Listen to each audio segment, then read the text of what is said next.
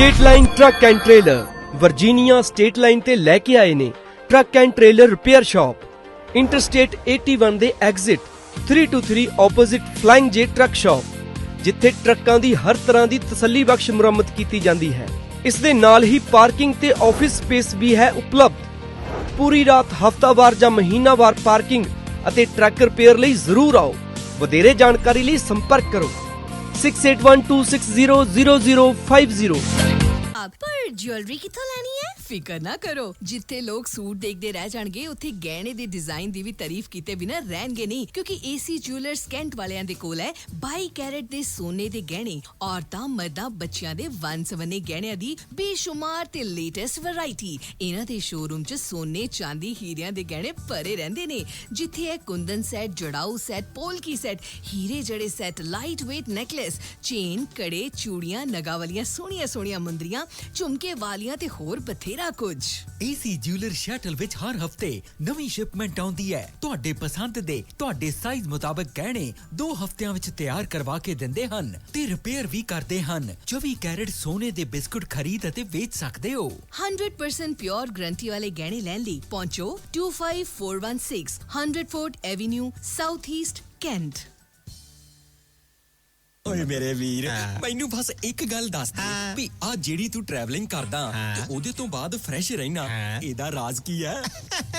ਇਹਦਾ ਰਾਜ਼ ਹੈ Arlington fuel stop. Arlington fuel stop 1801 pioneer street highway exit 208 ਤੇ, ਜਿੱਥੇ ਤੁਹਾਨੂੰ ਫ੍ਰੀ ਕਾਫੀ, free fax service, free truck parking, ਰੋਟੀ, ਠੇਕਾ, ਲਾਂਡਰੀ, ਸ਼ਾਵਰ ਤੇ ਟਰੱਕਾਂ ਦਾ ਹੋਰ ਵੀ ਸਾਮਾਨ ਆਸਾਨੀ ਨਾਲ ਮਿਲੇਗਾ। ਹੁਣੇ ਕਾਲ ਕਰੋ 360 652 6066 ਯਾਨੀ 360652 6066। ਇਹ 2 ਲੋਕੇਸ਼ਨਾਂ ਤੋਂ ਸੇਵਾਵਾਂ ਪ੍ਰਦਾਨ ਕਰਦੇ ਨੇ। Second location Lost Hill Travel Center 14814 ਐਲੋਮ Street, Lost Hills. Phone number 661 797 2354। USA ਦੀ one of the biggest car dealership ਜੋ ਬੈਥਲਮ PH ਹੈ, ਇੱਥੇ ਤੁਹਾਨੂੰ ਆਪਣੀ ਮਨਪਸੰਦ ਕਨਵਰਟੇਬਲ SUV ਜਾਂ ਫਿਰ ਟਰੱਕ ਰੈਡੀ ਸਟਾਕ ਮਿਲਦਾ ਹੈ। ਇਹ ਤੁਹਾਨੂੰ ਤੁਹਾਡੀ ਆਪਣੀ ਮਾਂ ਬੋਲੀ ਪੰਜਾਬੀ ਵਿੱਚ ਕਾਰ ਚੂਜ਼ ਕਰਨ 'ਚ ਮਦਦ ਕਰਦੇ ਨੇ। ਤੁਸੀਂ ਕਾਲ ਕਰ ਸਕਦੇ ਹੋ ਦਿਲਬਾਗ ਜਿੰਮੀ ਨੂੰ 6105704200 ਜਾਂ 4848988100 ਤੇ, ਜਾਂ ਇਹਨਾਂ ਦੇ business star auto mall 3439 bath pike Bethlehem PA ਦੇ ਵਿੱਚ ਵਿਜ਼ਿਟ ਕਰ ਸਕਦੇ ਹੋ। Bad credit no problem. Trucking वाले वीरो ध्यान नाल सुनो। ट्रक जिद्दां दा भी चलाउने हो, मैनुअल या ऑटोमैटिक, क्विक ट्रक ल्यूब चेते आही ना रखियो। ट्रक दी बढ़िया सर्विस लई क्विक ट्रक ल्यूब। लो जी तीजी लोकेशन भी खोल दिया, exit 579 from highway 401 in Napanee. आहो जी कोई अपॉइंटमेंट नहीं, drive through facility. Exit 579 from highway 401 in Napanee. Quick truck lube, the one stop shop. 5196220660 या quicktrucklube.com। QTL because we care। State line truck and trailer Virginia state line ते लैके आए ने truck and trailer repair shop interstate 81 they exit 323 opposite flying J truck shop जिथे ट्रकों की हर तरह की तसल्ली बख्श मुरम्मत की जाती है। इस दे नाल ही पार्किंग ते ऑफिस स्पेस भी है उपलब्ध। पूरी रात हफ्तावार या महीनावार पार्किंग अते ट्रक रिपेयर लई जरूर आओ। वधेरे जानकारी लई संपर्क करो 6812600050।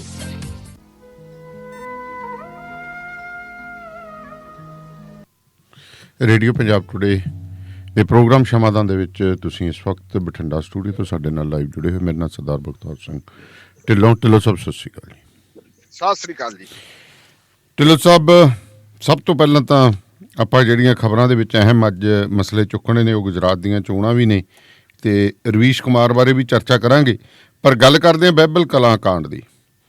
ਤੁਹਾਨੂੰ ਪਤਾ ਕਿ ਕੱਲ੍ਹ ਜੋ ਵਾਅਦਾ ਸੀਗਾ, ਵਾਅਦੇ ਦੀ ਤੈਅ ਸੀਮਾ ਸੀ ਜੋ ਕਰਕੇ ਆਏ ਸੀਗੇ ਕੁਲਤਾਰ ਸਿੰਘ ਸੰਧਵਾਂ ਹੋਣੀ, ਉਹ ਪੂਰੀ ਹੋ ਗਈ। ਹੁਣ ਵਾਅਦੇ ਕਹਿੰਦੇ ਕੀਤੇ ਹੀ ਵਾਅਦਾ ਖਿਲਾਫੀ ਲਈ ਜਾਂਦੇ ਹੈ। ਸੋ ਇਸ ਵਾਅਦਾ ਖਿਲਾਫੀ ਤੋਂ ਜਿਹੜਾ ਉੱਥੇ ਇਨਸਾਫ ਮੋਰਚਾ ਦੇ ਜਿਹੜੇ ਲੱਗਿਆ ਹੋਇਆ ਬੜਾ ਬੁਰੀ ਤਰ੍ਹਾਂ ਨਾਲ ਖਫਾ ਹੈ।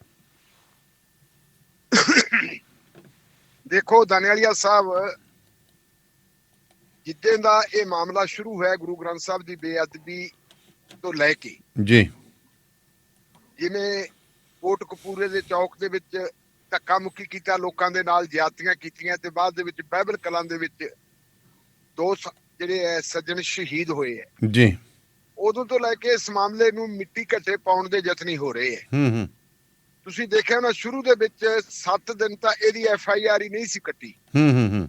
ਸੰਘਰਸ਼ੀ ਲੋਕਾਂ ਦੇ ਖਿਲਾਫ ਜਿਹੜੇ ਗੁਰੂ ਗ੍ਰੰਥ ਸਾਹਿਬ ਦੀ ਅਜ਼ਮਤ ਵਾਸਤੇ, ਉਹਦੀ ਇੱਜ਼ਤ ਵਾਸਤੇ, ਉਹਦੇ ਸਤਿਕਾਰ ਵਾਸਤੇ ਲੜ ਰਹੇ ਸੀ ਜੀ, ਉਹਨਾਂ ਤੇ ਤਾਂ ਮੁਕੱਦਮੇ ਦਰਜ ਕਰਤੇ, ਲੇਕਿਨ ਜਿਨ੍ਹਾਂ ਤੇ ਮੁਕੱਦਮੇ ਦਰਜ ਕਰਨੇ ਸੀ ਉਹਨਾਂ ਤੇ ਮੁਕੱਦਮੇ ਦਰਜ ਨਹੀਂ ਕੀਤੇ। ਅਖੀਰ 7 ਦਿਨਾਂ ਬਾਅਦ ADGP ਲਾਅ ਐਂਡ ਆਰਡਰ ਜਿਹੜੇ ਹੈਗੇ ਇਕਬਾਲਪ੍ਰੀਤ ਸਿੰਘ ਸਹੋਤਾ ਜੀ, ਉਹ ਉਸ ਇਲਾਕੇ ਦੇ ਦੌਰੇ ਤੇ ਆਉਂਦੇ, ਪਤਾ ਲੱਗਦਾ ਵੀ 2 ਬੰਦੇ ਮਾਰੇ ਗਏ। ਵੈਸੇ ਪਤਾ ਤਾਂ ਚੰਡੀਗੜ੍ਹ ਬੈਠਿਆਂ ਨੂੰ ਲੱਗ ਜਾਂਦਾ ਬਿਲਕੁਲ, 2 ਬੰਦੇ ਮਾਰੇ ਗਏ ਤੇ ਉਹਨਾਂ ਦਾ ਕੀਤਾ ਕੁਛ ਨਹੀਂ। ਫਿਰ ਇੱਕ FIR ਕੱਟ ਦਿੱਤੀ ਤੇ FIR ਦੇ ਵਿੱਚ ਲਿਖਤਾ ਅਣਪਛਾਤੀ ਪੁਲਿਸ ਨੇ ਬੰਦੇ ਮਾਰਤੇ ਜੀ। ਹਕੀਕਤ ਕੀ ਹੈ? ਇਹਦੇ ਵਾਸਤੇ ਸਰਦਾਰ ਪ੍ਰਕਾਸ਼ ਸਿੰਘ ਬਾਦਲ ਹੋਰਾਂ ਨੇ ਜੋਰਾ ਸਿੰਘ ਕਮਿਸ਼ਨ ਬਿਠਾਇਆ, ਕਮਿਸ਼ਨ ਜਿਹੜਾ ਉਹ ਨਿਯੁਕਤ ਕਰਤਾ। ਪੁਲਿਸ ਦੀ ਇਨਕੁਆਇਰੀ ਕਿੱਧਰ ਨੂੰ ਜਾਂਦੀ ਹੈ? ਅਸਲ ਦੋਸ਼ੀਆਂ ਨੂੰ ਜਿਨ੍ਹਾਂ ਵੱਲ ਸਿੱਖ ਜਥੇਬੰਦੀਆਂ ਜਾਂ ਸਿੱਖ ਕਾਰਕੁਨ ਉਂਗਲ ਕਰਦੇ ਸੀ ਉਹਨਾਂ ਨੂੰ ਕਿਸੇ ਨੂੰ ਨਹੀਂ ਬੁਲਾਇਆ। ਪੰਜਗਰਾਈ ਕਲਾਂ ਦੇ 2 ਭਰਾ ਜਿਹੜੇ ਹੈਗੇ ਆ ਉਹਨਾਂ ਨੂੰ ਫੜ ਲਿਆ ਜੀ, ਕੁੱਟ ਕੇ ਉਹਨਾਂ ਦਾ ਕਰਤਾ ਬੁਰਾ ਹਾਲ। ਤੇ ਚੰਡੀਗੜ੍ਹ ਦੇ ਵਿੱਚੋਂ ਚੇਚੀ ਪ੍ਰੈਸ ਕਾਨਫਰੰਸ ਕਰਕੇ ਐਲਾਨ ਕਰਤਾ ਕਿ ਗੁਰੂ ਗ੍ਰੰਥ ਸਾਹਿਬ ਦੇ ਦੋਖੀ ਫੜੇ ਗਏ ਤੇ ਅਸੀਂ ਚੱਲੇ ਆ ਮੱਥਾ ਟੇਕਣ ਦਾ ਸ਼ੁਕਰਾਨਾ ਕਰਨ ਵਾਸਤੇ, ਮੱਥਾ ਟੇਕਣ ਵਾਸਤੇ। ਡਿਪਟੀ ਮੁੱਖ ਮੰਤਰੀ ਸਰਦਾਰ ਸੁਖਬੀਰ ਸਿੰਘ ਬਾਦਲ ਉਧਰ ਨੂੰ ਤੁਰ ਪਏ ਤੇ ਡਿਊਟੀ ਲਾ ਕੇ ਇਕਬਾਲਪ੍ਰੀਤ ਸਿੰਘ ਸਹੋਤਾ ਦੀ ਵੀ ਤੁਸੀਂ ਦੱਸ ਦਿਓ ਜੀ। ਇਹ ਗੱਲ ਵੀ ਕਿਉਂਕਿ ਚੁਭਦੀ ਸੀ ਲੋਕਾਂ ਨੂੰ ਕਿ ਜਿਹੜੇ ਬੰਦੇ ਇਨਸਾਫ ਹਾਸਲ ਕਰਨ ਵਾਲਿਆਂ ਦੇ ਨਾਲ ਖੜ ਕੇ ਲੜਦੇ ਸੀ ਜੀ, ਉਹ ਗੁਰੂ ਗ੍ਰੰਥ ਸਾਹਿਬ ਦੀ ਬੇਅਦਬੀ ਕਿਵੇਂ ਕਰ ਦੇਣਗੇ? ਜਿਹੜੇ ਪਿੰਡਾਂ ਦੇ ਲੋਕ ਸੀ ਉਹਨਾਂ ਨੇ ਕੁਝ ਜਿਹੜੇ ਇਨਸਾਫ ਪਸੰਦ ਸ਼ਖਸੀਅਤਾਂ ਸੀ ਉਹਨਾਂ ਤੱਕ ਸੰਪਰਕ ਕੀਤਾ ਤੇ ਗੱਲ ਪਹੁੰਚਦੇ HS ਫੂਲਕਾ ਸਾਹਿਬ ਕੋਲੇ ਪਹੁੰਚ ਗਈ ਜੀ। ਫੂਲਕਾ ਸਾਹਿਬ ਮੌਕੇ ਤੇ ਪਹੁੰਚੇ, ਦੇਖਿਆ ਕਿ ਉਹਨਾਂ ਦੀ ਗ੍ਰਿਫਤਾਰੀ ਪੈ ਚੁੱਕੀ ਹੈ। ਅਦਾਲਤ 'ਚ ਪੇਸ਼ ਕਰਨ ਤੋਂ ਪਹਿਲਾਂ ਉਹਨਾਂ ਨੇ ਆਪਣਾ ਵਕਾਲਤਨਾਮਾ ਲਾਤਾ, ਪਿੰਡਾਂ ਦੇ ਲੋਕਾਂ ਤੋਂ ਲਿਖਾ ਕੇ ਜੋ ਕੁਝ ਲੈਣਾ ਸੀ ਲੈ ਲਿਆ ਤੇ ਉਹਨਾਂ ਨੇ ਆਰਗੂ ਕੀਤਾ ਕਿ ਇਹ ਗੱਲ ਹੀ ਨਹੀਂ ਬਣਦੀ। ਉਹਨਾਂ ਦਾ ਕੁਝ ਛੁਟਕਾਰਾ ਹੋਇਆ। ਪਹਿਲਾ ਦਾ ਪੜਾਅ ਇਹ ਹੈ ਕਿ ਇਸ ਮਾਮਲੇ ਨੂੰ ਉੱਥੇ ਹੀ ਉਲਝਾਉਣ ਦੀ ਕੋਸ਼ਿਸ਼ ਕੀਤੀ ਜੀ ਜੀ। ਦੂਜੀ ਜੋਰਾ ਸਿੰਘ ਜਿਹੜਾ ਕਮਿਸ਼ਨ ਸੀ, ਆਪਾਂ ਜੋਰਾ ਸਿੰਘ ਕਮਿਸ਼ਨ ਦੀ ਜਿਹੜੀ ਨੀਅਤ ਹੈ ਉਹਦੇ ਤੇ ਕੋਈ ਸ਼ੱਕ ਨਹੀਂ ਕਰਦੇ। ਜਿੰਨਾ ਕੁ ਉਹਨਾਂ ਦੇ ਹੱਥ ਪੱਲੇ ਮਾਮਲਾ ਲੱਗਿਆ ਉਹਨਾਂ ਨੇ ਇਕੱਠਾ ਕੀਤਾ, ਇੱਕ ਰਿਪੋਰਟ ਤਿਆਰ ਕੀਤੀ ਜੀ। ਤੇ ਉਹ ਰਿਪੋਰਟ ਤਿਆਰ ਕਰਕੇ ਕਹਿੰਦੇ ਜੀ ਰਿਪੋਰਟ ਤਿਆਰ ਕਰਤੀ ਤੇ ਮੈਂ ਰਿਪੋਰਟ ਸੌਂਪਣੀ ਹੈ। ਐਡਾ ਮਹੱਤਵਪੂਰਨ ਮਾਮਲਾ ਹੋਵੇ ਜਿਹਦੇ ਚ ਗੁਰੂ ਗ੍ਰੰਥ ਸਾਹਿਬ ਦੀ ਬੇਅਦਬੀ ਹੋਈ ਹੋਵੇ, ਇਹੋ ਜੀ ਜਿਹੜੀ ਹੈਗੀ ਆ ਰਿਪੋਰਟ ਹਾਸਲ ਕਰਨ ਵਾਸਤੇ ਤਾਂ ਲੋਕ ਨੰਗੇ ਪੈਰੀ ਜਾਂਦੇ। ਬਿਲਕੁਲ। ਲੇਕਿਨ ਹੋਇਆ ਕੀ ਸੀ ਕਿ ਜਦੋਂ ਉਹ ਲੈ ਕੇ ਸੈਕਟਰੀਏਟ ਦੇ ਵਿੱਚ ਪਹੁੰਚੇ, ਉੱਥੇ ਨਾ ਕੋਈ ਚੀਫ ਸੈਕਟਰੀ, ਨਾ ਕੋਈ ਹੋਮ ਸੈਕਟਰੀ, ਮੁੱਖ ਮੰਤਰੀ, ਡਿਪਟੀ ਮੁੱਖ ਮੰਤਰੀ ਨੇ ਤਾਂ ਹੋਣਾ ਕੀ ਸੀ? ਇੱਥੋਂ ਤੱਕ ਕਿ ਕਿਸੇ ਦਫ਼ਤਰ ਦਾ ਕੋਈ ਸੁਪਰਡੈਂਟ ਵੀ ਹੈ ਨਹੀਂ ਸੀ।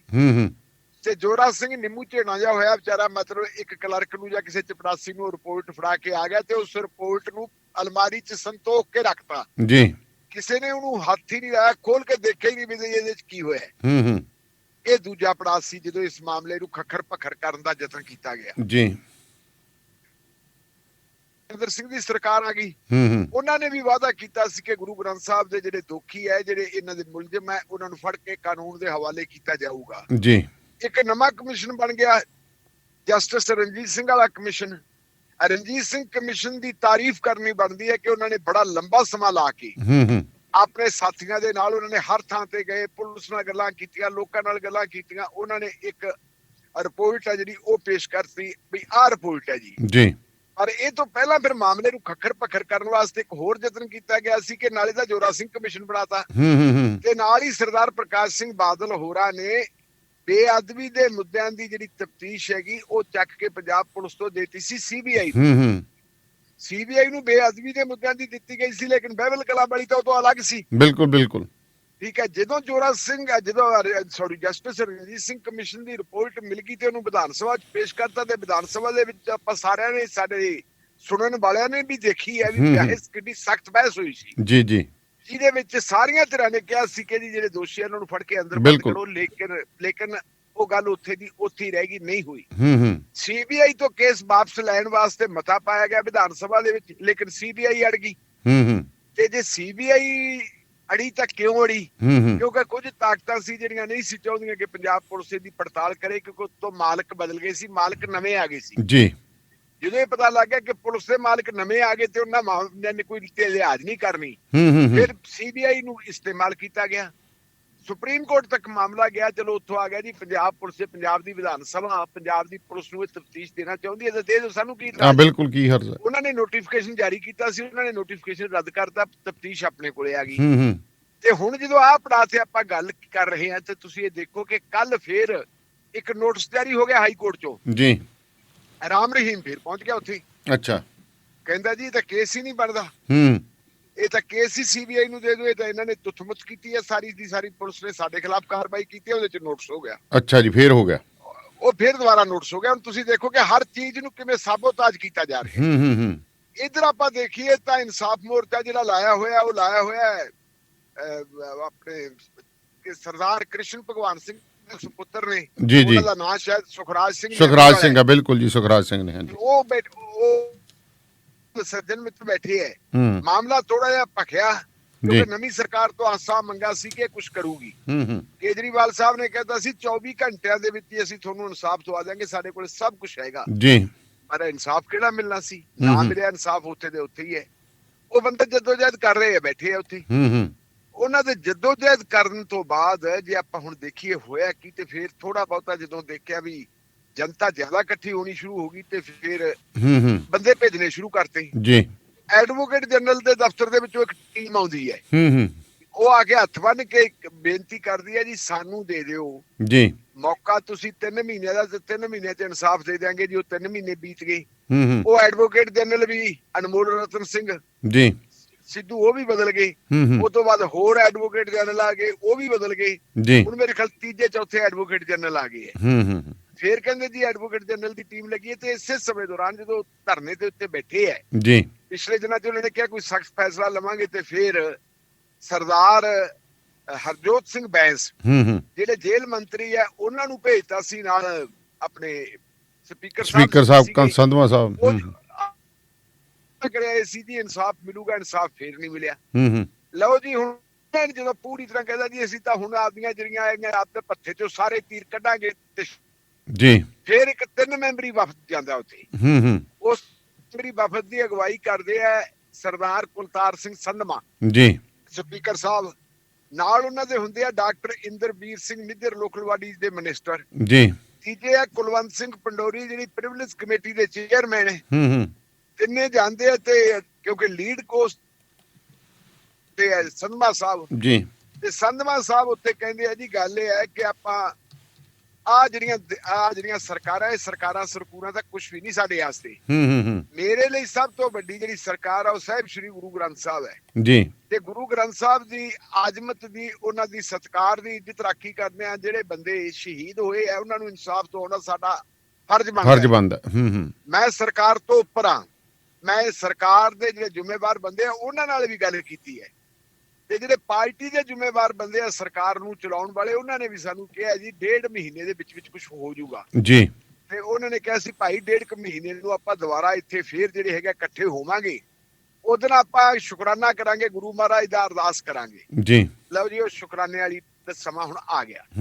ਕੱਲ ਜਿਹੜੀ ਮੀਟਿੰਗ ਹੋਈ ਹੈ ਬਾਈਬਲ ਕਲਾਂ 'ਚ ਜੀ, ਆਪਣੇ ਕੋਟਕਪੂਰਾ ਦਾ ਸੜਕ ਦੇ ਉੱਪਰ ਲੋਕ ਬੈਠੇ ਹੈ, ਉਸ ਮੀਟਿੰਗ ਦੇ ਵਿੱਚ ਜਿਹੜਾ ਉਹਨਾਂ ਨੇ ਤਾਂ ਫੈਸਲਾ ਕੀਤਾ ਕਿ ਲਓ ਜੀ ਸਾਡੇ ਉਹ ਜਿਹੜੀ ਸਮਾਂ ਸੀਮਾ ਸੀ ਉਹ ਖਤਮ ਹੋ ਗਈ ਹੈ, ਤੇ ਹੁਣ ਸਰਦਾਰ ਸੰਧਵਾ ਸਾਹਿਬ, ਡਾਕਟਰ ਨਿੱਜਰ ਸਾਹਿਬ ਤੇ ਪੰਡੋਰੀ ਸਾਹਿਬ ਜੀ ਜਿਹੜੇ ਸਾਡੇ ਕੋਲੇ ਆਏ ਸੀ, ਜਿਨ੍ਹਾਂ ਨੇ ਕਿਹਾ ਸੀ ਇਹ ਤਾਂ ਦੁਨਿਆਵੀ ਕੁਰਸੀਆਂ ਕੁਛ ਵੀ ਨਹੀਂ ਹੈ, ਸਭ ਤੋਂ ਵੱਡੀ ਜਿਹੜੀ ਹੈਗੀ ਸਰਕਾਰ ਤਾਂ ਗੁਰੂ ਗ੍ਰੰਥ ਸਾਹਿਬ ਹੈ ਜੀ, ਤੇ ਉਹਨਾਂ ਨੂੰ ਜੀ ਹੁਣ ਛੱਡਣਾ ਚਾਹੀਦਾ। ਉਹ ਛੱਡ ਕੇ ਸਾਡੇ ਨਾਲ ਬੈਠਣ, ਉਹਨਾਂ ਨੇ ਕਿਹਾ ਸੀ ਧਰਨੇ ਤੇ ਨਾਲ ਬੈਠਾਂਗੇ।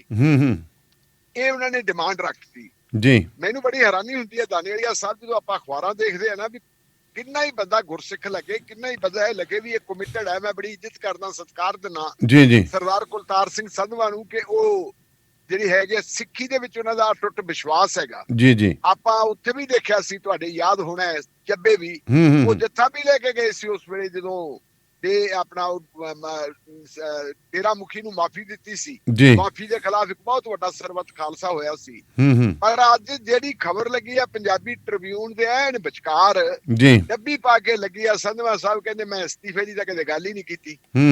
ਮੇਰਾ ਖਿਆਲ ਆ ਫਿਰ ਤਾਂ ਹੁਣ ਇਹ ਵੀ ਭੁੱਲ ਜਾਣਾ ਵੀ ਕੈਪਟਨ ਅਮਰਿੰਦਰ ਸਿੰਘ ਨੇ ਵੀ ਸਹੁੰ ਨਹੀਂ ਚੁੱਕੀ ਸੀ। ਹਾਂ ਬਿਲਕੁਲ ਬਿਲਕੁਲ ਇਹਨੂੰ ਬਿਲਕੁਲ ਪਾਣੀ ਪੀ ਪੀ ਕੇ ਤੁਸੀਂ ਨਿਸਦੇ ਹੋ ਵੀ ਉਹਨੇ ਸਹੁੰ ਚੁੱਕੀ ਸੀ, ਫਿਰ ਇਹਦਾ ਮਤਲਬ ਵੀ ਉਹਨੇ ਵੀ ਕਾਹਨੂੰ ਸਹੁੰ ਚੁੱਕੀ ਸੀ। ਨਾ ਉਹਨੇ ਦਮਦਮਾ ਸਾਹਿਬ ਵੱਲ ਹੱਥ ਕੀਤੇ ਸੀ, ਨਾ ਉਹਦੇ ਹੱਥ ਦੇ ਵਿੱਚ ਗੁਟਕਾ ਸੀ।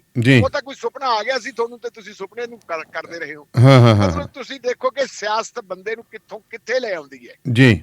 ਨਾ ਗੁਰੂ ਦਾ ਲੈਣਾ, ਸੱਤਾ ਤੱਕ ਪਹੁੰਚਣਾ, ਗੁਰੂ ਦੀ ਗੱਲ ਕਰਨੀ, ਤੇ ਜਦੋਂ ਇੱਕ ਕੌਲ ਕਰਾਰ ਪੂਰੇ ਨਾ ਹੋਣ ਤੇ ਲੋਕ ਸਵਾਲ ਪੁੱਛਣ ਤੇ ਫਿਰ ਕਹਿਣਾ ਜੀ ਦੇਖੋ ਜੀ ਅਸੀਂ ਤਾਂ ਗੱਲ ਹੀ ਨਹੀਂ ਕੀਤੀ। ਮੇਰਾ ਖਿਆਲ ਹੈ ਰਜ਼ਾਨੇ ਵਾਲੀਆ ਸਾਹਿਬ ਮੇਰਾ ਇਹਨੂੰ ਸੰਤੋਖ ਹੀ ਦੇਣਾ ਚਾਹੀਦਾ। ਮੈਨੂੰ ਨਹੀਂ ਲੱਗਦਾ ਕਿ ਕੋਈ ਇਹਦੇ ਚ ਇਨਸਾਫ ਮਿਲੂਗਾ। ਮਤਲਬ ਕਹਿਣ ਤੋਂ ਭਾਬੀ ਇਹ ਤਾਂ SYL ਵਾਂਗੂ ਵੋਟਾਂ ਦਾ ਨਲਕਾ ਹੀ ਬਣਦਾ ਨਜ਼ਰ ਆਉਂਦਾ ਜੀ।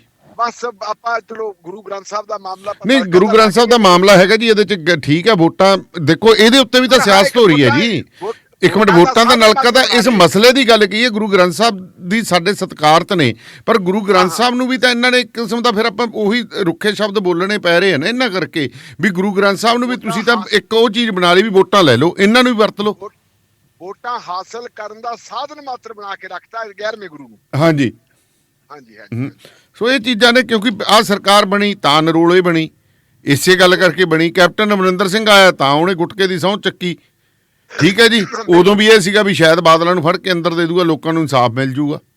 ਹਾਂਜੀ, ਸੋ ਇਹ ਚੀਜ਼ ਹੈ। ਗੱਲ ਇਹ ਵੀ 3 ਮੁੱਖ ਮੰਤਰੀ ਚਲੇ ਗਏ ਇਹਦੇ ਚ।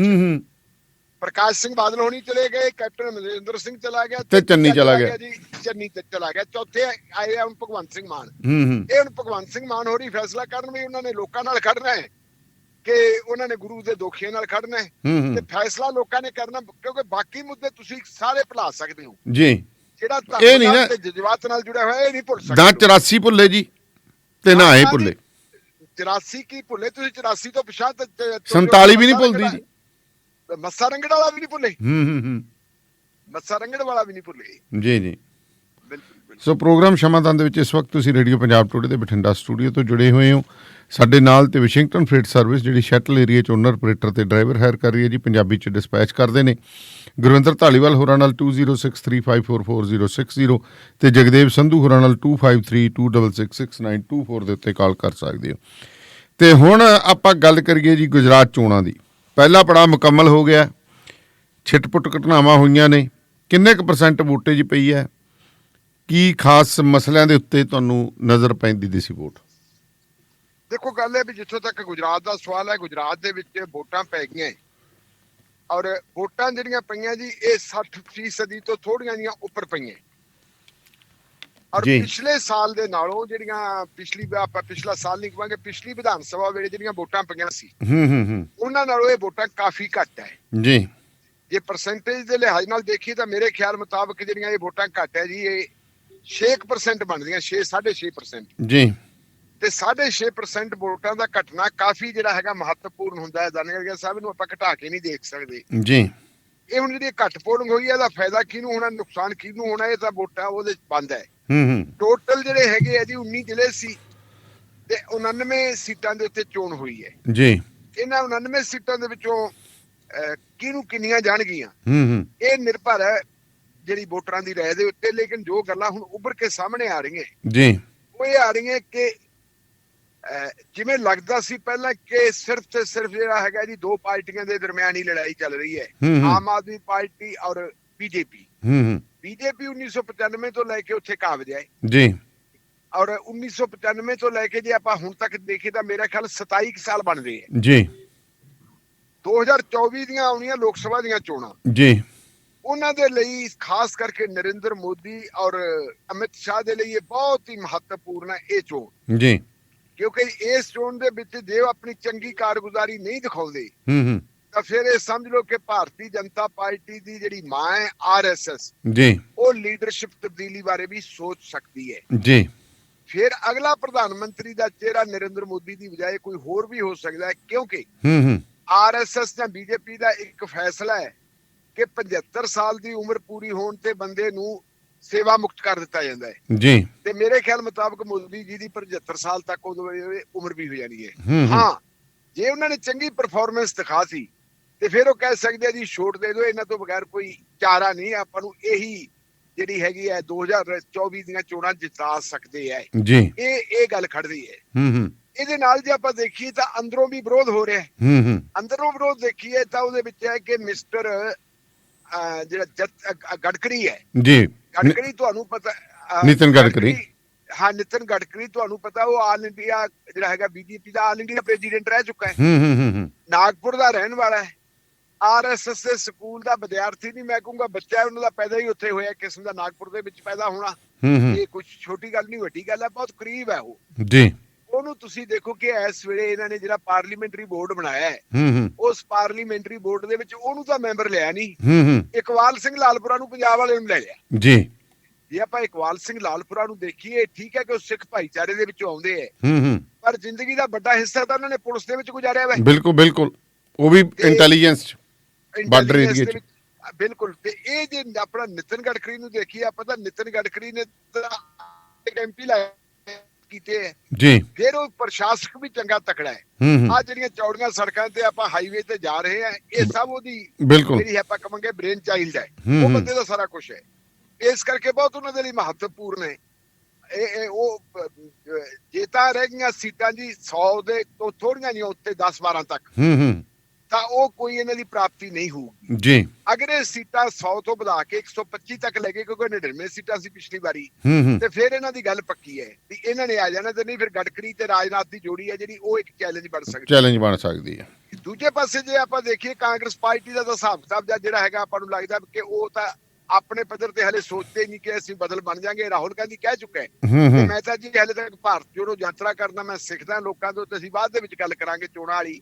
ਗੁਜਰਾਤ ਦੇ ਵਿੱਚ ਵੀ ਉਹਨੇ ਇੱਕੋ ਦਿਨ ਲਾਇਆ, ਲੇਕਿਨ ਅਰਵਿੰਦ ਕੇਜਰੀਵਾਲ ਵਾਸਤੇ ਵੀ ਇਹ ਚੋਣ ਜਿਹੜੀ ਹੈ ਜ਼ਿੰਦਗੀ ਤੇ ਮੌਤ ਦਾ ਇੱਕ ਮਤਲਬ ਬਣੀ ਹੋਈ ਹੈ ਜੀ ਸਾਧਨ, ਕਿ ਜੇ ਤਾਂ ਜਿੱਤ ਕੇ ਗੁਜਰਾਤ ਤਾਂ ਦੁਨੀਆ ਦੀ ਤਾਕਤ ਕੋਈ ਰੋਕ ਨਹੀਂ ਸਕਦੇ। ਮੈਂ ਕਹਿੰਦਾ ਜਿਤਨਾ ਵੀ ਗੱਲ ਛੱਡੋ, ਜੇ ਨੰਬਰ 2 ਦੇ ਉੱਤੇ ਵੀ ਆ ਜਾਂਦੀ ਹੈ ਆਮ ਆਦਮੀ ਪਾਰਟੀ, ਤਾਂ ਫਿਰ ਵੀ 2024 ਦੀ ਪਾਰਲੀਮੈਂਟ ਦੀ ਇਲੈਕਸ਼ਨ ਵੇਲੇ ਇਹ ਇੱਕ ਚੁਣੌਤੀ ਬਣਨਗੀ ਜੀ।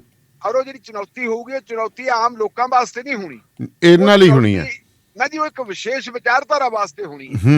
ਕਿਉਂਕਿ ਜਿਹੜੀ ਗੱਲ ਚਾਹੀਦੀ, ਅੱਜ ਮੈਂ ਕਿਸੇ ਵਿਦਵਾਨ ਨਾਲ ਗੱਲ ਕਰ ਰਹੇ ਸੀ, ਤੇ ਉਸ ਵਿਦਵਾਨ ਨੇ ਮੈਨੂੰ ਕਿਹਾ ਸੀ, ਅਸੀਂ ਗੱਲਾਂ ਕਰਦਿਆਂ ਤੇ ਉਹਦੇ ਵਿਚਾਰ ਸੀ ਜੀ ਕਿ ਜੇ ਆਮ ਆਦਮੀ ਪਾਰਟੀ ਤੇ ਇਹਦੇ ਦਰਮਿਆਨ ਮੁਕਾਬਲਾ ਹੁੰਦਾ ਹੈ ਬੀਜੇਪੀ ਚ, ਤਾਂ ਫਿਰ ਇਹ ਮੰਨਣਾ ਪਊ ਆਪਾਂ ਨੂੰ ਕਿ ਸੱਜੇ ਪੱਖੀ ਤਾਕਤਾਂ ਜਿਹੜੀਆਂ ਐਂਟੀ ਪੀਪਲ ਤਾਕਤਾਂ, ਉਹਨਾਂ ਦੇ ਦਰਮਿਆਨ ਹੀ ਮੁਕਾਬਲਾ ਹੈ। ਤੇ ਲੋਕਾਂ ਨੂੰ ਚਾਹੀਦੀ ਹੈ ਸੈਂਟਰਿਸਟ ਜਿਹੜੀ ਪੋਲਿਟਿਕਸ ਜਾਂ ਲੈਫਟ ਪੋਲਿਟਿਕਸ, ਅੱਜ ਉਹਦੀ ਲੋੜ ਹੈ, ਜਿਹੜੀ ਉਹ ਚਾਹੀਦੀ ਉਹ ਮਿਲਣੀ ਨਹੀਂ।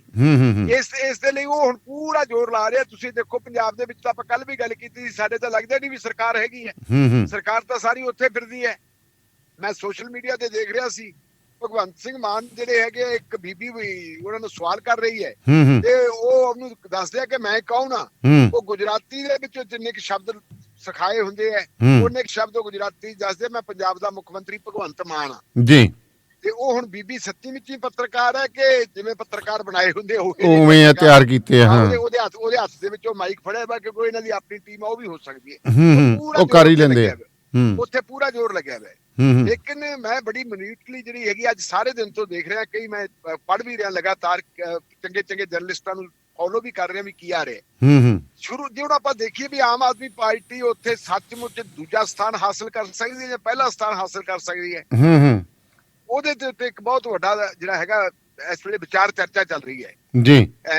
ਜਿਹੜੇ ਬੰਦੇ ਖੜੇ ਹੋਏ ਆ ਜੀ, ਇਹਨਾਂ ਬੰਦਿਆਂ ਦੇ ਵਿੱਚੋਂ ਆਮ ਆਦਮੀ ਪਾਰਟੀ ਨੇ ਜਿਹੜੇ ਆਪਣੇ ਕੈਂਡੀਡੇਟ ਖੜੇ ਕੀਤੇ, ਕਹਿੰਦੇ ਸੀ ਸਾਫ਼ ਸੁਥਰਾ ਸ਼ਾਸਨ ਦੇਣਾ ਹੈ।